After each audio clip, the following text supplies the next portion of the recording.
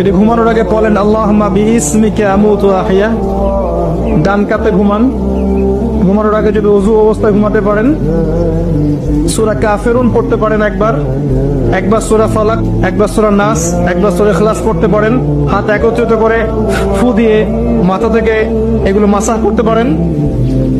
সারা রাত নফল পড়লে যে নেকিটা পেতেন ঘুমের মধ্যে পেয়ে যাবেন ইনশাআল্লাহ। হেদায়েত হয় কখন জানেন? যখন আল্লাহ পাক কারো অন্তরের মধ্যে অনেস্টি বা সততা দেখেন, তখন আল্লাহ পাক সেখানে হেদায়েত ঢেলে দেন।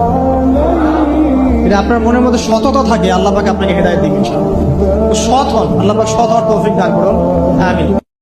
এটা সবসময় ফিল করবেন যে আমার রব আমার সাথে আছে। এটা ফিল করলে আপনার মধ্যে যে সাহস আসবে, আপনি কল্পনাই করতে পারবেন না যে এত এনার্জি আপনার ভিতরে আসলো কি করে।